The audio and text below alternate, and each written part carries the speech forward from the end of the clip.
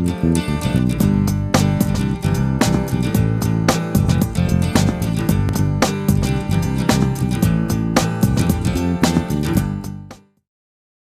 everyone to Fibromyalgia Talks. I am your host, Necie Edwards. And on today's show, we have my guest. Her name is Maysack. Mia, I consider also to be a dear friend.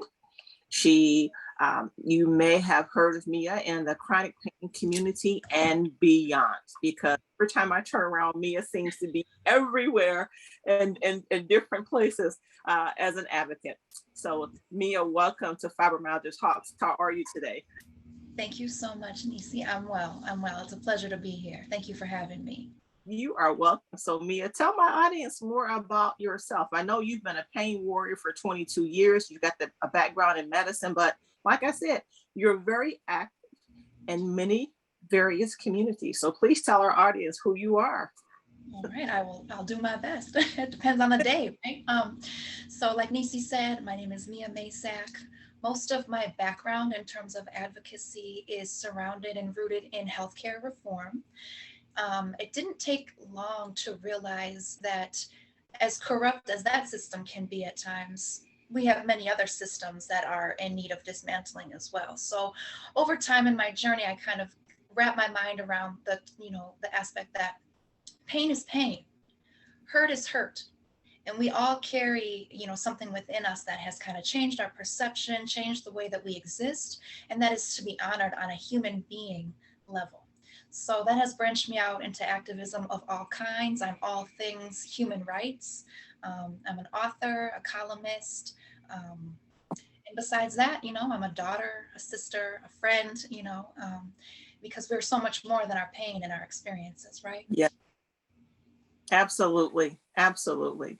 And that's why I wanted you to introduce yourself, because you're more than everything that you've just shared. I mean, as I mentioned, you're involved in so many different communities. And I remember when I met you a number of years ago, I do believe it was at one of those pain conferences, okay, a training.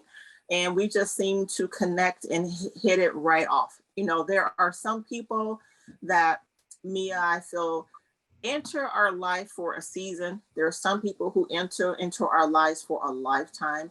And I view you as someone for a lifetime, because we're connected in so many different ways, so many different areas that, the things that we touch upon are shared interests, in human justice and chronic pain and just so many different areas. So I'm glad that you're here with me today.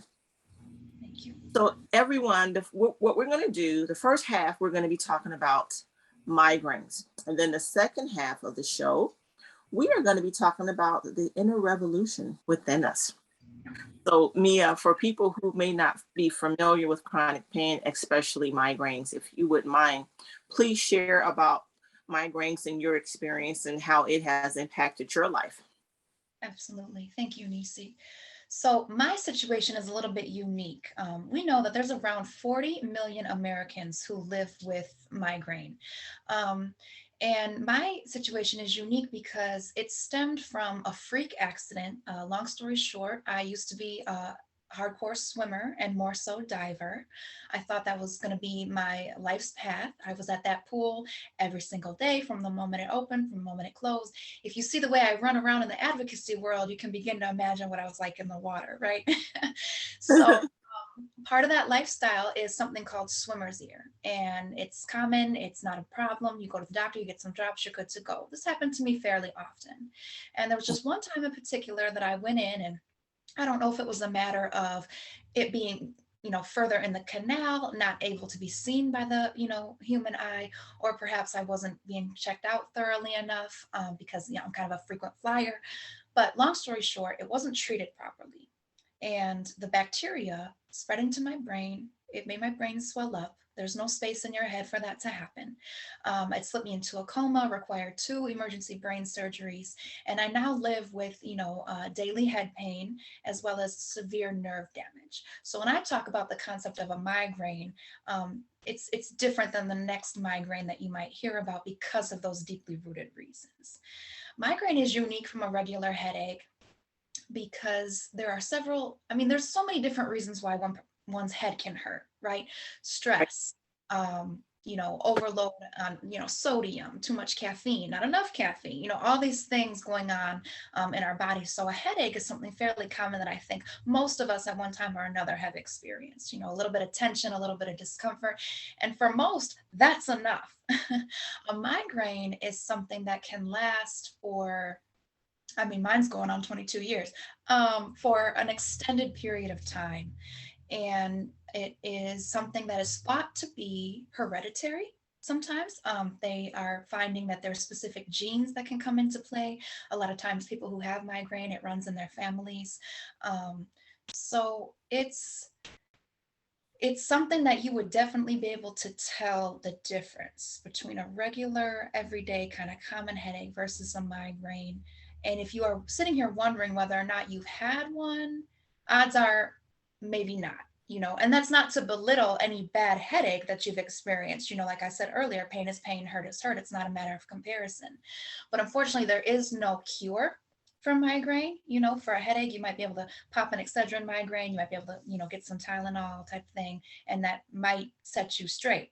With a migraine, I mean, I can't begin to tell you how many treatments I've attempted, including, injections, invasive procedures. There was one time, girl, that I went into the ER because I was so desperate for a pain break, and they didn't believe that my head pain could possibly be what I was conveying that it was.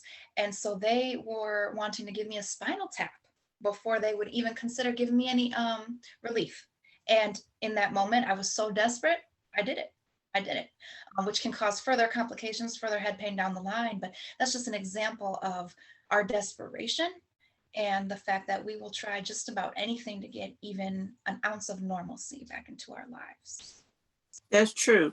Now you mentioned that you used to be a swimmer, very active in the swimming community, and then you were involved with diving. Yes. And so when this incident occurred, was it different from any other incident? So when you were diving in the water, did you like hit your head, or was it just a situation that water or something got trapped in the ear canal and that there was bacteria or something that got into the brain? Is that the situation, or? I believe so.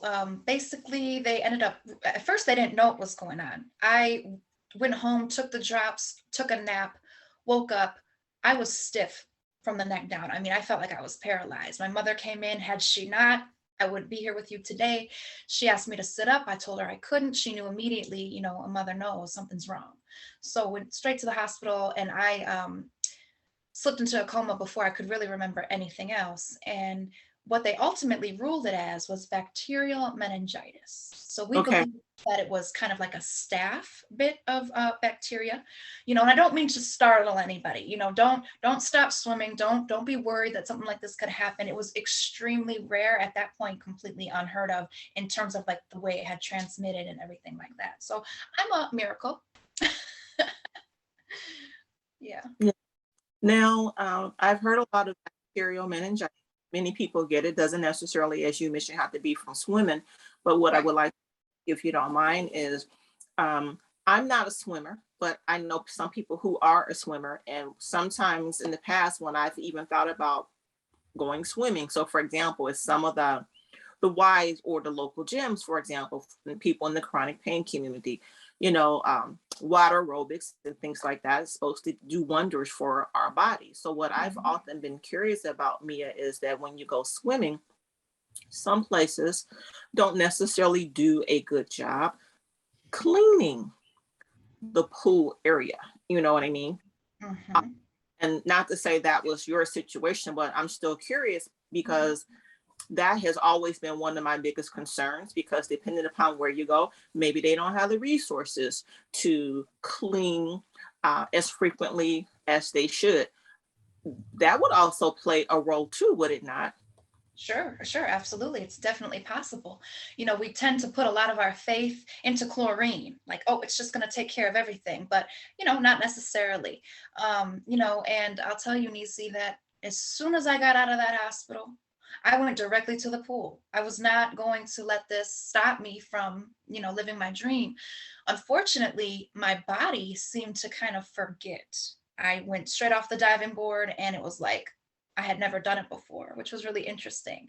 So I kind of had to and also that pressure, that water pressure now of being actually underwater, it's too painful. So I wasn't able to pick back up on that dream. But we've had many others since then. I don't stay out of the water even still. At this point, I just kind of keep my head above it. So it's much different than it used to be, but it's such a big part of me and I feel so at home in the water. And like you mentioned, it is very therapeutic. It's one of the only times that I can get weight off of my body, to have less pain and just kind of move more freely. So it is still very important, and I definitely recommend people exploring that for themselves. But just being aware. Yes, I have clients, I know some clients as well as friends that may have had, let's say, joint replacements, knee replacements. And one of the things that I always recommend to them is aerobic therapy, water, uh, Yes. buoyancy of the body. Is less pressure, on those joints, makes it easier for you to move. And it's just great overall feeling for the body. It's very therapeutic, that as well as those flotation tanks. Yeah, I was just thinking that. I'm so glad Yeah, you mentioned it. Yes, absolutely. yes. Now, Mia, how did you get involved in swimming? Was that at an early age, your involvement learning how to swim? It was, we moved in a neighborhood that had a neighborhood pool, and it was something kind of out of reach for a few years. And I would kind of sit at the window and watch my friends go. And, it's just kind of a longing that I had. And my father recognized that. So he ended up getting us a family membership at this pool, very privileged for that. And as soon as that was the case, like I told you, from open to close every day, that's where I was at. Poor lifeguards, like everybody else would leave when it starts raining. And I'm like, we're wet anyway. So they would sit out in their ponchos with me. And yeah, very fond memories. But, that was a very different path that I was on. Getting sick, coming so close to death, dealing with so much pain since then, and finding gratitude in it all, right? Because I'd rather be above ground hurting than 6 feet under and not here with you today, for example. So it really changed the trajectory of my life. It helped me become more empathetic, more compassionate, and I don't believe I'd be in the work that I am now without that experience. True, because those experiences that we have that are unique to us help build character, help also us become even more empathetic because of everything that we have experienced. That's right. Now, when you mentioned a few minutes ago about migraines sometimes can be hereditary, I remember growing up, Mia, my mom used to have migraines all the time. Hmm. And I mean, it's just so debilitating, as you know. Yeah, I remember her taking some of the medications, over the counter that you mentioned, and how nothing would help. And, that's a really bad feeling when you see someone suffering in pain and nothing you can do can seem to make a difference.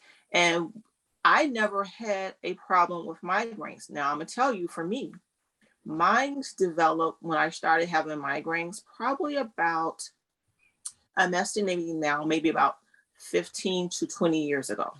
Okay, so my mom's long been deceased now, but that's when I had my first bout with migraines. Hmm. And I was thinking, when it hit, is this what mama was talking about when she, experienced certain things? And I say that because for me it was, and tell me if this was something you experienced as well.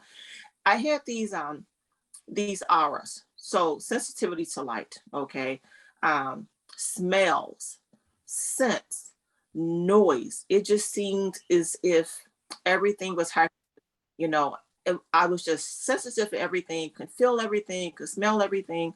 I can remember being at work and I could smell someone further away from me. It was just so intense. And Yes. I felt that I can't breathe. I've got to get out of here. I've got to get some fresh air. There are some places where you can work where you may see people, well, at the company where I was working, I had people who also had sensitivities, and they would put like a sign outside their cubicle space that says, this is a perfume free zone. Sure. Um, then it started happening more frequently. So I may be 3 to 4 times a week. It was very debilitating trying to focus, go to work, the nausea, Yeah. and it was really, really difficult because I don't think people really took me serious when I was explained to them that it was a migraine. And they Hmm. was, oh, it can't be that bad. And Mia, people sometimes don't know well, not sometimes, but frequently don't know what they're talking about. And Yes. if you've never experienced anything like this, you don't know what you don't know. That's right. That's right. And I'm really glad that you touched on that because that's kind of a main difference between something like a migraine and a headache. A headache, it's a nuisance, it's annoying, it's definitely uncomfortable. But for the most part, you can kind of still get through your day. A migraine is going to stop you in your tracks. Yes, I've experienced everything that you mentioned in terms of no lights. I mean, at my house here, I have multiple lighting options in every room because sometimes I just, and I feel, bad for anyone who visits, like, sorry, but I live in the dark.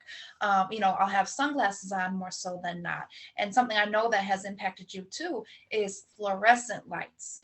You yes, walk into a grocery store or something, even at an office, and it just feels like it is raining down on you. It kind of, yeah, drains you of energy. And the interesting thing about migraine is that some people have migraine and they don't have any head pain.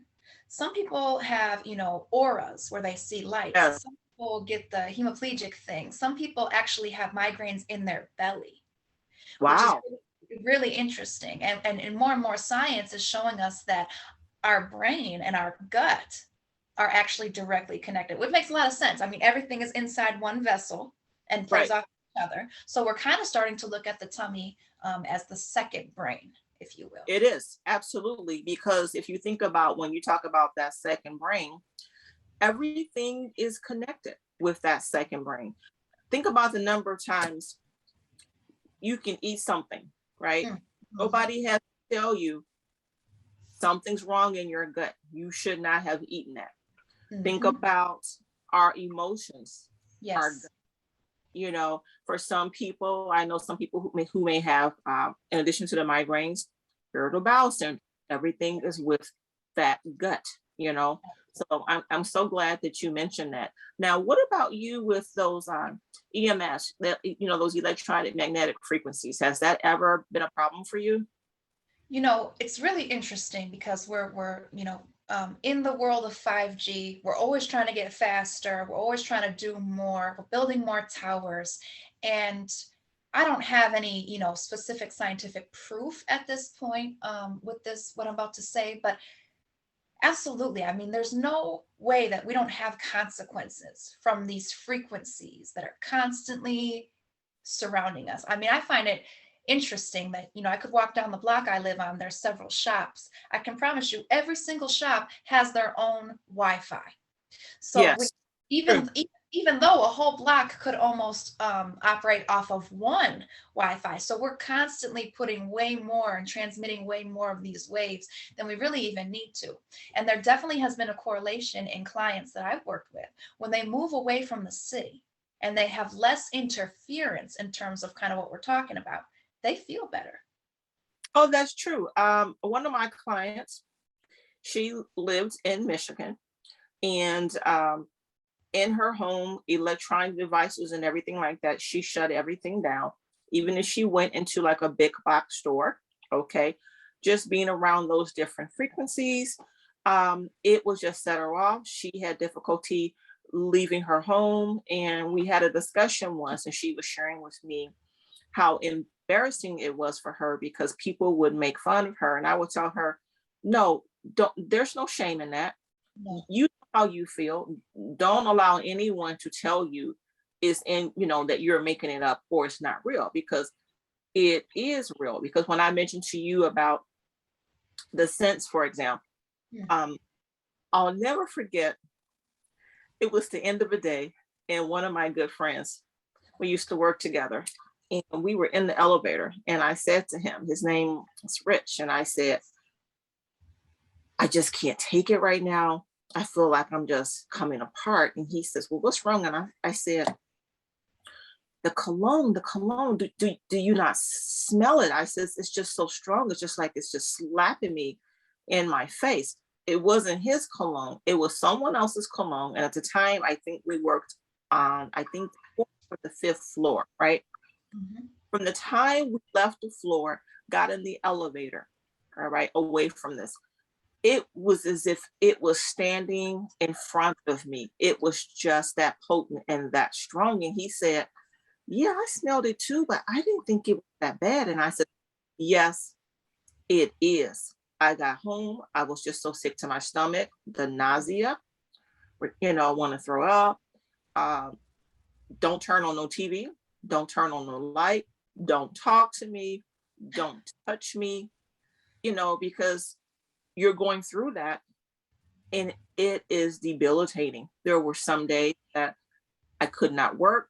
And I remember applying for, FMLA, because when it hits like that, Yeah. the doctor once told me, one of my neurologists, he says, when this hits, before it hits, Necie, when you feel these auras coming on, take the medication then.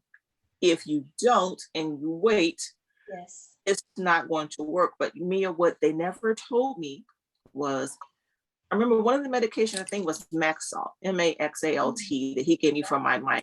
I don't know if they still make it, but I remember that. Yeah. But what he failed to tell me is that when he would give me that drug, it was going to create some additional problems for me, right? So I remember one time, it was one Sunday morning, we were on our way to church. My husband was driving, and I had taken the medication, the Maxalt. While we're on the highway, I started getting very, very sick. Mhm. The pain. So he had to go a different route and get me to the ER. It was just too much. It just doesn't work for me. And that's the one thing that people need to understand, that just like um, migraines, we can also have sensitivity to medication. Did you experience that? Yes. Yes. I ended up defend, defending myself, or representing myself rather, in a disability case, because migraines had gotten that bad, and that every aspect of daily living was impacted. And Yes. when I was going through my paperwork, I had gotten it all from the doctor, all these years, all these visits. I'm highlighting everything in different colors. And I won, by the way. But anyway, if you can call it winning, I was astounded at how many medications I have tried. And I was Yes. astounded, kind of reflecting back on, that's kind of what led me to holistic medicine, was the constant complications that I was dealing with. There were Yes. times that, you know, I just felt numb. There were times that my taste buds were taken away. There were times that, I just kind of didn't have any quality of life. And that's the thing about medicine, or really any approach. You don't know how it's going to impact you. And so by default, it is kind of a matter of being a little bit of a lab rat and a guinea pig. Even if your doctor had warned you about potential effects, you might experience those, you might experience different things.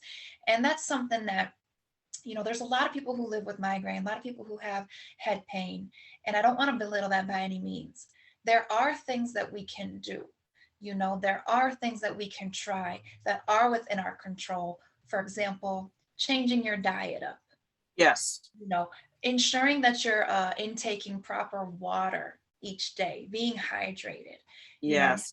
things. And then, of course, balancing stress. Whenever you go through something that brings up a lot of, not so great things in you, what are you doing with that? How are you expressing that? How are you finding an outlet? And a lot of us just kind of go inward.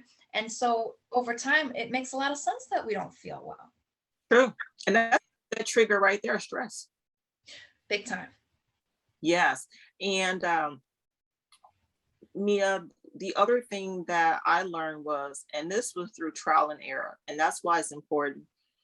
no matter what your illness or condition is that you have a good medical team who knows Yes. you as a patient, who has a vested interest in your care because it makes a difference. I have had healthcare providers that they didn't care about me, they didn't have any interest in me. And I have a new team that I've had in place for not a number of years, but a few years now. And I had one doctor say to me, he says, you've been my patient for a short period of time right now. He says, but I want to tell you this. He says, I've noticed as we've prescribed different medications for you, these things create triggers in your body. It sets you off. And he says, you are hypersensitive to a lot of things. So he says, I can prescribe something for one patient, even though it's tried, true, and tested, and it's known to help in this area. Mm-hmm. It may not work for you. In fact, you may need to stay away from it. So what he began to do with my medical chart was, for adverse reactions. I have a lot of information out there for adverse reactions, different medications that I cannot use. And that's important as part of being an advocate for yourself and others, that you know what your triggers are. So I went to CVS, and that's another reason why, some people shop all over the place, just like you shop for a grocery store, organic food over here, fast food over here, whatever. That's not necessarily good to do when it comes down to your health care, because they don't know you if you're going and visiting so many different places. So I go to CVS, it's one pharmacy. Okay. I love the pharmacist there because she's the same one I see all the time. And I had something going on with sinus headaches and some other things. And the one doctor gave me a script because I had to go to urgent care. So you know what that's like. You're going to urgent care, you feel so bad, but they don't really know you, right? Right. So I do CVS, and the pharmacist says, okay, we got a problem here. I see they gave you this. Do they not understand that you can't take this? She says, now I feel it, but it's going to create problems for you. So that's why I was saying the importance of having that relationship with your healthcare team, including your pharmacist, because had I went someplace else that didn't have access to certain information about me medically, they wouldn't recognize that, hey, this is a problem. Although I, as a patient, know what I can't have. But Mia, how there are different classifications of drugs. Yes. You may not know that a particular drug is into a particular classification of drugs. That's why it's important, for us to do our own research on our bodies. Yes. to also know that this does make a difference. Now, what are some things have you tried that may have given you some relief? Well, one thing I want to say is that it's important to realize that from the medical standpoint, the mainstream medical standpoint, our bodies are looked at as machines. Yeah. So when we go in there, they want to get the problem taken care of. They want to take our pain down. They want to just kind of put a Band-Aid on things. Yeah. There's only a certain extent that we could even demand or expect someone else to get to the bottom layers of, really what's going on beneath the surface. And that's when our personal ownership and responsibility for our own health comes into play, right? So the important thing is to be your own team first and foremost. Yes. We don't want to go in here and just put our lives in the hands of people with white coats. I mean, that's what they're there for. But what came up to me when I was listening to you speak about that is that I haven't always had access. I haven't always had insurance. I haven't always been able to walk into a place and be seen. And I feel like that's quite common, these days. And that's kind of, yes. And that's kind of what led me to the more holistic side of things, because it was like, what is within my control? What am I able to do? I don't want permission slips anymore. I don't want to jump through authorization hoops. It was really eye-opening with like the opioid epidemic, for example. That's not usually something that they give for head pain. That's not something that I've ever really taken because my body won't tolerate it. Right. But I have a lot of loved ones, and I've worked with a lot of, patients who depend on medicine like that. Yes. when I started watching, kind of how that whole thing went down, let's say you're physically dependent on your medicine and it's the only thing that helps you get out of bed, for the day, and then they just take it. Oh no, Yeah. you know what? I can't let you play with my life like that. And so my mind frame was, let's take the power back. Let's figure some things out. So I can tell you, Nisi, that I did injections every 3 months for 15 years. I tried about 100 different medications, pills, different types of devices and Mhm. procedures and things like that. And I can tell you that the most helpful things in my journey have been holistic. They have not come in form of a prescription. They did not come in the form of a doctor telling me about it.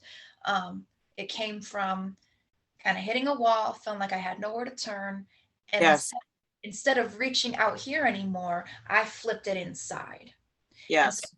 some of the things that I do now, flotation therapy at times, like you mentioned earlier, um, you know, aiming toward adequate rest, hydration, the basics are really important that we kind of just seem to skip over in today's fast-paced, convenient society, right?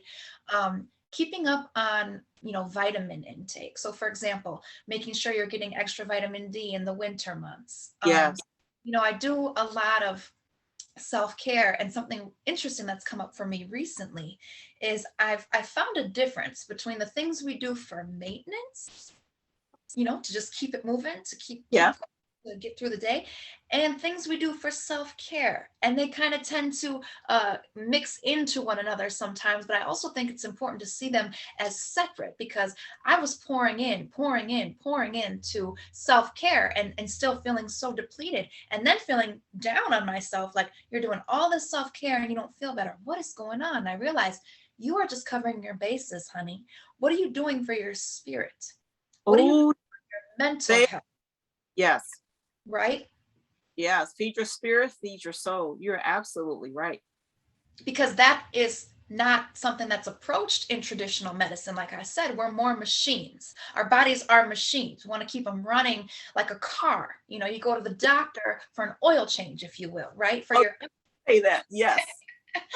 but we're so much more than that. And I feel when we become disenfranchised, when we become separated from our whole beings, which, let's be honest, society is kind of set up that way, because we want to be worker bees and we want to make money and we want to, get the next gadget. And honestly, the people, with the money benefit from us being separated from ourselves. But if we Yes. were to reconnect, not only would our health improve, but our mood, it would ease depression, anxiety, things like that. And when we're operating from that place, we can shine brighter and we can bring that light into the world. You're absolutely right, because just like using the analogy of getting your oil change, the manufacturer of your car tells you the intervals, when you need to get your oil changed. And Mm, then if you don't do it, check engine light comes on, letting you know something's going on with your engine. So in this case, let's say our body, right? Our engine. yes. And it's Yes. just like your car. If you don't rotate your tires, different things like that, get your front in alignment, all that applies to our bodies, because based upon what you're saying, we're not in alignment. Exactly. That's You right. know, we're not. Mia, I once had this doctor, and she said to me, I only saw once, and I knew she was not for me. Mm, She said, she examined me, and mm, she said, well, I recommend that. So when you are going on this, they'll send you to these different doctors for yes. to be checked. So she came up with these medications she wanted me to be on, and it's opioids. And I said, no, I'm not going. And she said, why not? I says, because I've never had a problem and I'm not about to start having problems.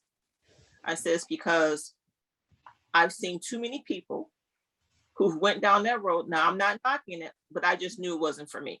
I didn't want to find. I've known too many people who've gone down that road. They've been on it, and then the doctor states Okay, I'm gonna cut you off just like that. Yep. Now you're sending them down dark road because they don't have access to that source. And unfortunately, you're leading them to dark places Correct. to get what they need, if you know what I mean. I do. Yes. And so she says, you need to learn to embrace the use of opioids, Necie. And I said, you as a doctor need to learn how not to embrace the use of it. I said, "Because all that you're trying to do is pushing pills. You're getting patients addicted to this stuff. And then when people get used to it, you pull it out from under them. And I know they do that because I used to work for one company where when people would go in to get these different opioids, we had access to the medical. You've got to sign contracts agreement Yep. that you not abuse it. Okay. They they will know if you've abused it because when they are dispensing opioids and really strong medication, that contract, they're doing labs and other testing to see what your levels are. Hmm. They know if you're using other substances that you should not be using in connection with those drugs. And Hmm. they set a lot of people up for failure and to have to really depend upon hardcore, strong medication. Now, you lose your insurance or whatever it is, it's not on formulary, you can't get it. You're so strung out on this stuff. What do you think people are going to do? Turn to most likely whatever they can get their hands on. And that Yes, doesn't make them a bad person. The right. opioid epidemic has been really interesting because it's layered, right? Yes, Some doctors prescribed it because they saw that it was helping. Like, right. you can get out of bed now. Let's You can, not even look any further. Just keep taking this. Let's just keep taking this, right? Then on the other side, you have those who were approached maybe by the pharmaceutical companies. absolutely. Little handshake, they got a little check in their pocket for every script that they write.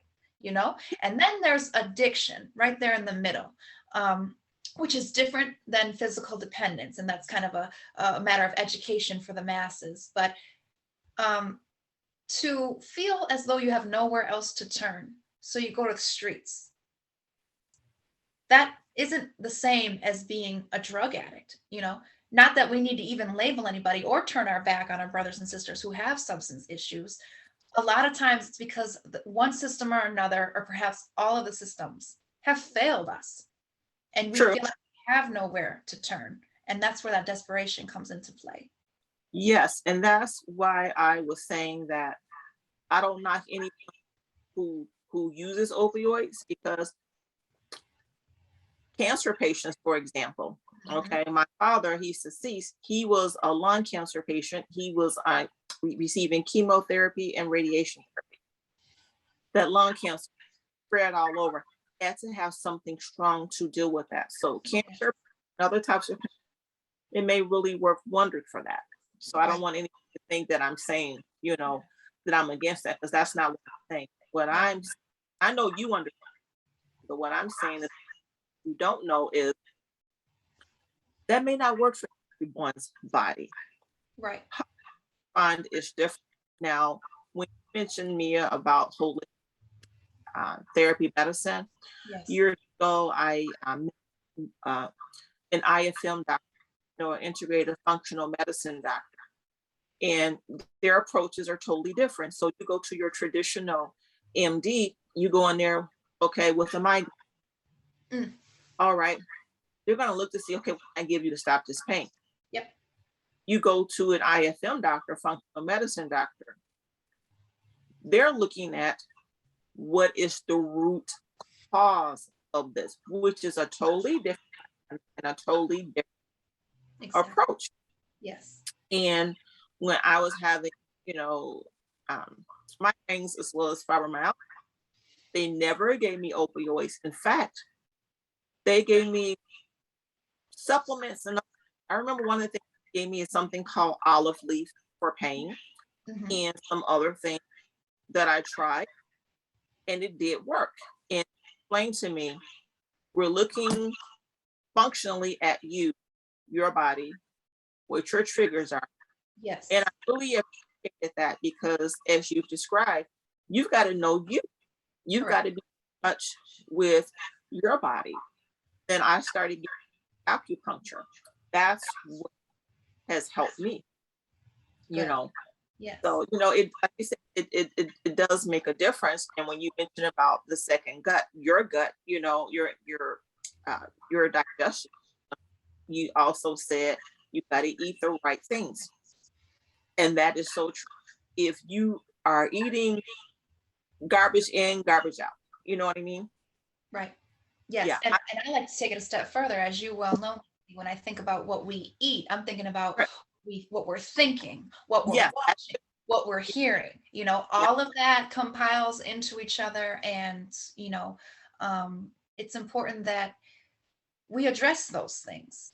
Yes. That's not really anybody, no one else literally can do Right. that, Yes. you know. So it's important. It's important to look at It- yourself as a whole being. And we all spend time in that space where we kind of get consumed with whatever it is that we're going through, whatever hurt we're experiencing. And that's valid, And then it comes a point where it's like, how are we going to move through it? What yeah. can I do? What am I able to do? Maybe not fixating on everything out of my control and so on and so forth. And it comes and goes. It's a matter of coexistence, right? I'm not speaking from a place like I have it all figured out.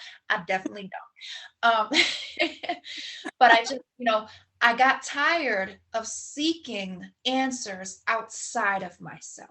Like you Yeah. mentioned, we all have an individual body chemistry. Some of it is genetic, some of it is environmental, some of it is Right. our trauma, right? And so we can't expect our answer to be out there. Nothing is meant to, Nisi, nothing is meant to be taken forever. I mean, if you're a transplant patient or something, that's different. That's not exactly what I'm talking about. I'm talking about, for example, I'll use myself. I don't believe I should have ever been taking injections for 15 years without Understand. without ever connecting with a provider like, hey, how are we doing? How's this going? The reason I did is because it cut my migraines in half. I went from having 30 migraines a month to 15. That's how I got through school. Otherwise, it wouldn't have been possible. And so I hung on to it for dear life, but then ended up having a bad batch, if you will, which is Yeah. just a risk we take. You take risks anytime that you ingest anything, and you got to weigh those pros and cons if it's worth it to you in that moment. For 15 years, I guess it was. But to think back, if that bad batch wouldn't have happened at that time, that I'd still be getting 30 shots to the head every 3 months. And there's nothing wrong with that if you do that. It's just that I don't want to be within my power. I don't want to be dependent on anything outside myself, because guess what? When we are in the thick of our difficult times, when we can't get out of bed, when we are curled up in that fetal position, not knowing where to turn, it is you left with you. Yes, that's true. And, that brings us to the next part of this, the revolution, because all this feeds into what we're talking about, the migraines and beyond. Because for me, that inner revolution let me know, girlfriend, you've got to make some changes. Okay. Um, not the physical changes, the mental change, physical changes, spiritual changes, even the people that you allow around you in your inner circle. You've got to make some changes, because if people are not your spirit, if they're not feeding my spirit, they're not adding anything positive as part of my inner revolution, you've got to go. You know, certainly you learn from experience, if you know what I mean, when you're going through things that, hey, you know what? That's not for me. Can't do that no more. Been there, done that. Can't do it no more. Yes, yes, I resonate with every word you're talking about. And this concept kind of came about in my mind, being out boots on the ground, protesting, trying to fight for justice, Yes. and feeling kind of disheartened with that work at times because of how much work needs to be done and how far there is yet to go. And so Yes. I started seeing, the leaders out there getting, a bit fatigued, which is totally understandable. Out here trying to educate people, out here trying to fight for righteousness. And I started something called Wellness Wednesdays. And that's where the concept came from, where it was like, we can fight for that outer revolution all day, But what about in here? What's going on in here? Yes. Let's not sit back and wait on the systems to Right. grant us justice, to grant us liberation. Let's focus also on our inner systems. And yes, that inner system, as you were saying. Yes, it's not a matter of waiting on someone else to validate us, or Right. waiting for the systems to be dismantled. We can work toward all that, and indeed we should in whatever way that we're able to. But an outer revolution without an inner revolution is incomplete. Yes, that that is so true. And we have to take stock, you know, we have to be very mindful as to what's going on with us. I mean, because if we're not mindful to what's going on with us, we've got problems, do we not? We do, and that's in fact where a lot of our problems come from. And so when we do start to take that look in the mirror, we do take that inner kind of inventory, if you will. That's really when the awareness comes into play. That's when our consciousness can change. And that's, I don't mean to be morbid when I say this, Nisi, but I'm sure you understand what I mean when I tell you that I have had to die. I have had to die to myself, I understand. countless times at this point, sometimes multiple points throughout the day, because we have to choose what we're going to carry. We don't necessarily choose what we go through, what our family life was like, how we grew up, the traumas that may have, crossed our paths. Those aren't things that we chose for ourselves. But what we can decide in those moments is how we're going to respond. And so one of Yes. the very first steps is to acknowledge that maybe we've been existing from a place of what we call fight or flight, Yes. acknowledging the impact and the toll that that can take on us, which includes and isn't limited to chronic health conditions, Yes. and working to operate from a place of responding, a place of rest and digest, which is not something that's granted to us in modern day society. All of this could sound very privileged. Like, okay, I'm glad that you've had a life where you're able to rest and digest. I've been fighting and fighting for my life since birth, right? Right. Um, and that's valid. That's very valid. So when we're not given the privileges, sometimes we got to take them.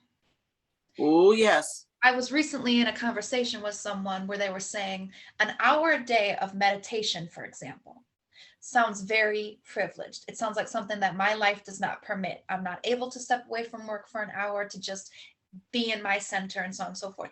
Valid. What if we were to do 5 minutes at a time? What if we Yeah. were to take ownership of the commute? What if we were to take ownership when we're standing in line at the grocery store?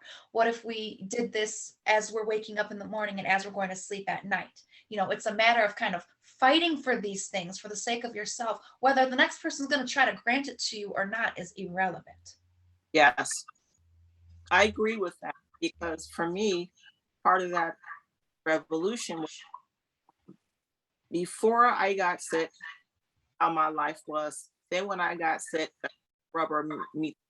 So a lot of things had changed because I was living, working 6 to 7 days a week and highly stressed personality and a lot on, and that didn't serve me well. I made a lot of money, but a lot of that towards medical care and treatment, Mm-hmm. you know, to get better. And I was having a conversation with people, and I said to them, I says, I feel like fight for everything. You Yes. don't get to choose your family. You don't get to choose which circumstances in life Right. you want to, deal with or to have to be, affected by. And so I want my, and you know what? I no longer say more.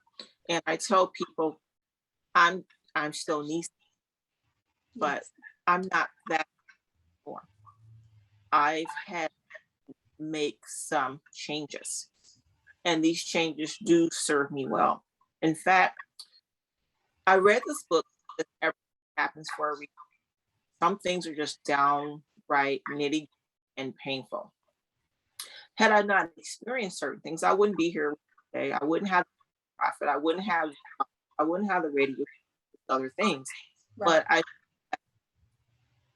as a woman of faith, God stepped in order my steps and allowed me to go through certain things at the same time, holding me, still holding me down, protecting me, even though it was painful. I'm not Mm. gonna lie, it's been very, very painful. I've experienced things. It's made me more empathetic. Right. Uh, it's made me anything more determined that, Yes. oh, you know what? Been through that, and that. I got this. Because when you're used to fighting, I find for me that not only does you sometimes more empathetic towards others because I can meet someone for the first time and Hmm. before they can tell me what's going on with them, I can feel their pain. Yep. That's why women's empowerment is very, very important.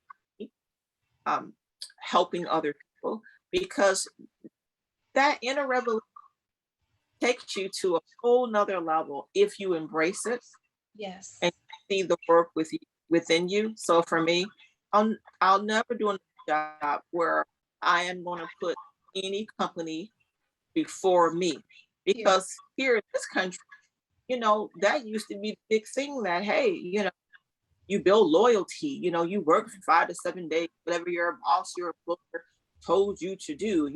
You'll be rewarded. That's not true. No. Oh, there many employers are not loyal to their employees. I've seen it where getting sick, having a chronic, the companies that I worked for, they were not loyal to me. I was just a worker bee. When I got sick and couldn't function at that level anymore, what did they do? They hired someone right on over me. On never once looked, say, hey, how can I, Necie? I'm sorry this happened to you. Nobody gave a you know what Mm. about what happened to me. Mm. Okay. But the Lord, and I'm being real about my husband. Yes, I'm just saying, no one cared about me. Those so-called people tell you with this, it will show you who's down for you and who That's is not down for you. right. That's right. My husband and I have some good friends that have been friends with us. They're still there. They've never changed. They're always the same. Okay. They're the Shelbys. Blessed people. They really, really care. And I know they care about us. Other people um, don't care. Mm. Me, I went to the grocery store. This was last year. And I saw someone that I used to work with. When I got real sick, this was somebody who act like cared about me, right? Never heard from her, never called to say, "Hey, how can I help you? I know you're not working." So here I am walking into the grocery store and she stops, sees me, and she looks astounded and she says, "Necie." And I'm like, yeah, I knew who she was. I'm like, hi, how are you? She says, fine, how are you? I'm like, I'm just got better. I am doing well. She says, you look good. I'm like, yeah, thank you. Have a Hmm. wonderful day. Some people will say, well, you had an attitude. No, that's part of that inner that says, I don't care what you think about me. Hmm. Okay. I'm not that person anymore. You're not going to walk over me. You're not going to bully. You're not going to abuse me. I know who I am. I know my worth. Okay. I honor. I wasn't going to say, oh, I'm glad you think I look good. I mean, I don't need her to validate how I feel That or part. what I That part. take that to the bank. I can't cash no check with that. So I, Okay. you know, Yes, yes, I hear it. And just to take a moment, give space to this. I care about what you've been through, and I'm I know sorry that care there have about been people who don't, yeah. and I'm grateful for you. It's been interesting because in this identity of a pain person, of a giver, of a healer, of a peacemaker, I found that, and this rubs some people the wrong way, so I hope you understand what I mean, but I have found that my purpose had to become bigger and greater than myself. Yeah. Um, at That times, I'll be very honest that I am kind of living for others. That's how it was. That's how it was. Like, I need to keep showing up for others. I need to be there for others. I need to heal others. And then I just felt really depleted and I felt very empty. And it was like, who is there for you? Who is there to fill you in the way that you are out here pouring? And I Right. realized, as much as it hurts to kind of be hit with that realization, like, wow, nobody cares.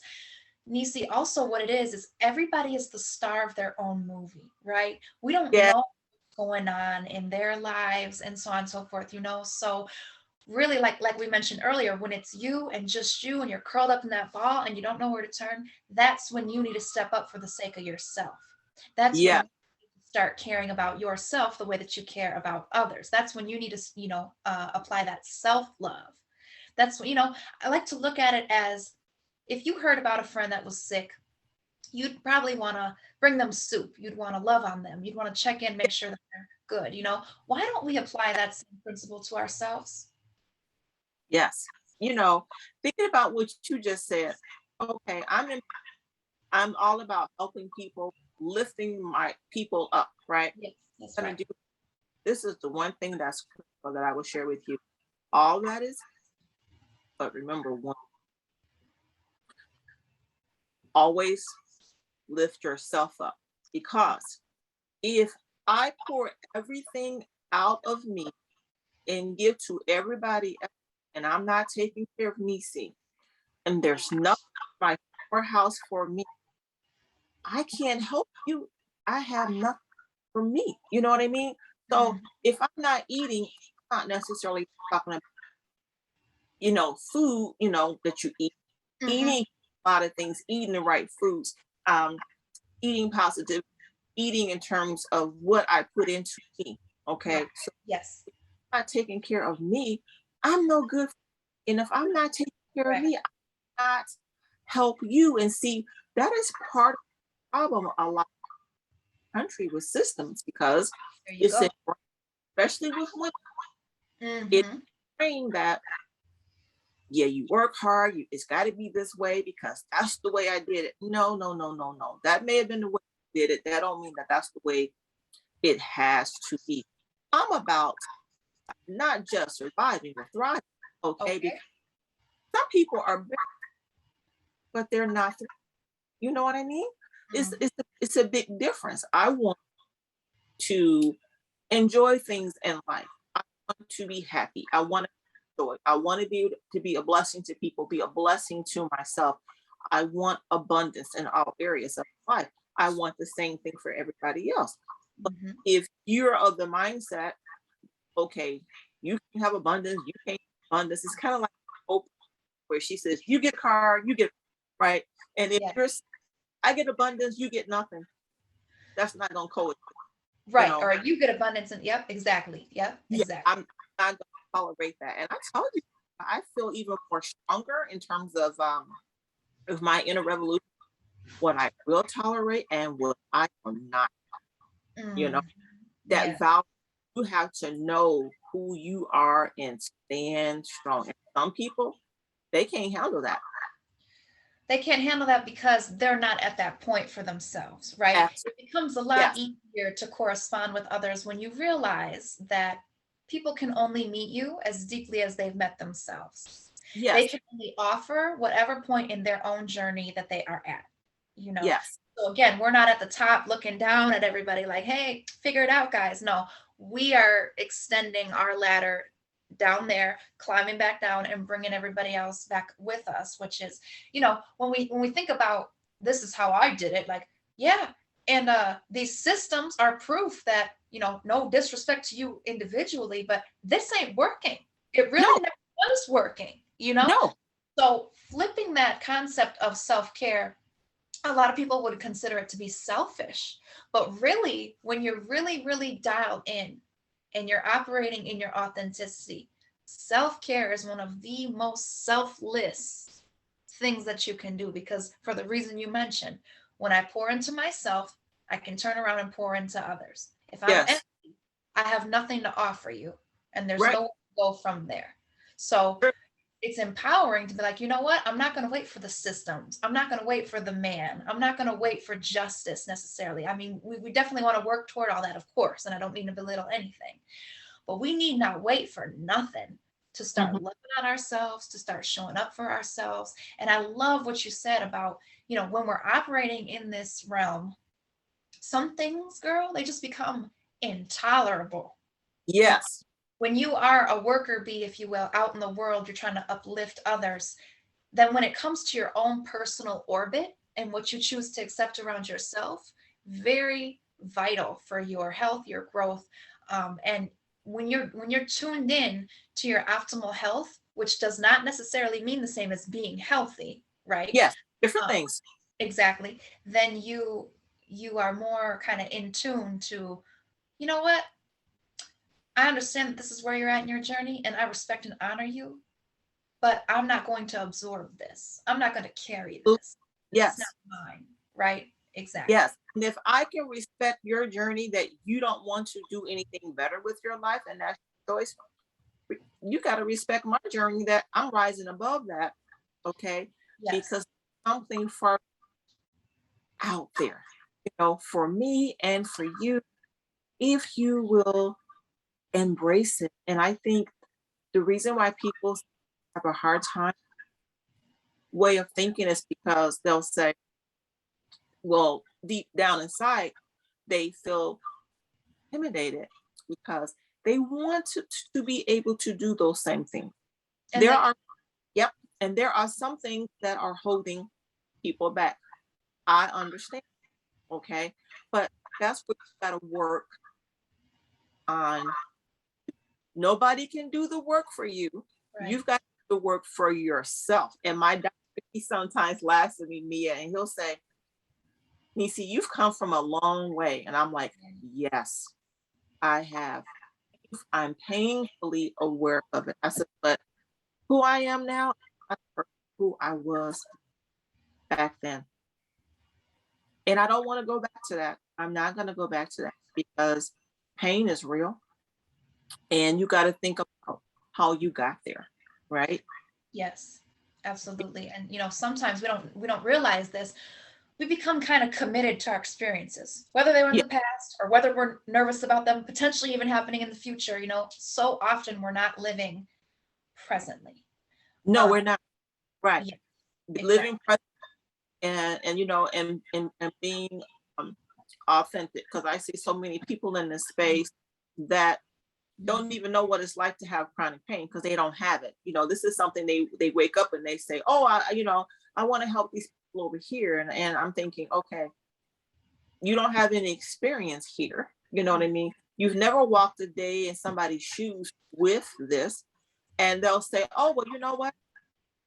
It don't take all that. You don't have to do that." You know what, Mia? That rubs me the wrong way. Yes, and the world is full of it. The world is Yeah, full of people speaking on things that they can't begin to understand. People in positions of power making yeah, decisions for whole groups of people that they can't begin to experience or relate to their lived, you know, uh yeah, being, yeah. right? Well, Mia, it has been awesome having Always. you here today. Thank you. Tell everyone how to get in contact with you, my friend. Of course. Well, you can find me at My Brainstorms with a Z. You can look up Keeping Our Heads Up or Kohu. You can look up Peace and Love Life Coaching. Or, of course, reach back out to Nisi. She'll get you through to me, but I'm Yeah, not too hard to find. Just do a little Google search and you'll track me down one way or another. thank you for being here. You must come again. I definitely will, my friend. Thank you so much for having me. You're welcome.